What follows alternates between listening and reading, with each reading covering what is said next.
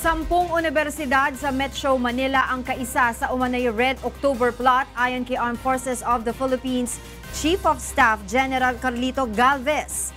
Kinumpirma naman ni Galvez na hindi kasama sa umano'y destabilization plot laban sa Pangulo sina Senator Antonio Trillanes IV, Senator Francis Kiko Pangilinan at ang Liberal Party. Ito ang balita ni Joan Nano. 10 universidad sa Metro Manila ang iniimbestigahan ng Armed Forces of the Philippines dahil sa pagiging kaisa umano sa Red October plot o ang planong pagpapatalsik sa pwesto kay Pangulong Rodrigo Duterte. Batay sa intelligence report na nakalap ng mga otoridad, sinasabing may grupo ng mga estudyante ang pinaniniwalaang nakikipagsabwatan sa Communist Party of the Philippines kaugnay sa planong destabilisasyon laban sa Pangulo. Subalit tumanggi na ang AFP na pangalanan ang naturang mga universidad.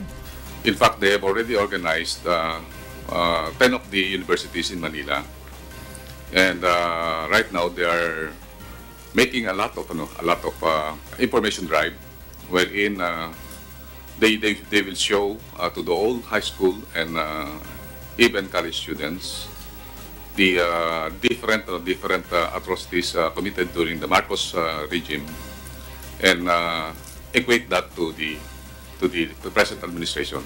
Ayon kay AFP Chief of Staff General Carlito Galvez Jr., may hawak silang dokumento hinggil sa umano'y madalas na pakikipag-conference ni Communist Party of the Philippines founder Joe Masison sa University of the Philippines.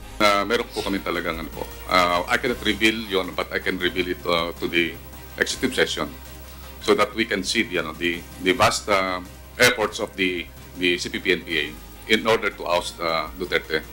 Idinetalya rin ng pinuno ng AFP ang ilan sa mga planong nakapaloob sa Red October plot. Kabilang dito ang tinatawag na Operation Talsik at Operation Aklasan kung saan magsasagawa ng malawakan labor protest at tactical offense ang CPP-NPA. Magkakasunod na malawakang kilos protesta ang umano'y isasagawa ng mga grupong kaalyado ng CPP hanggang sa Disyembre kasabay ng pagunita sa ika-50 anibersaryo ng organisasyon. Samantala, kinumpirma rin ng AFP na hindi kasama sina Senator Antonio Trillanes IV, Senator Francis Pangilinan at ang Liberal Party sa umano'y destabilization plot laban sa Pangulo. There is no coalition between the Liberal Party and the Communist Party to oust Duterte. Sir, answer. Because I will categorically state that there is no desire on the part of the Liberal Party to oust President Duterte. Iginiit naman ni Senator Trillanes na walang katotohanan ang umano'y pagre-recruit ng Magdalo Group sa hanay ng AFP kaugnay ng umano'y tangkang destabilisasyon.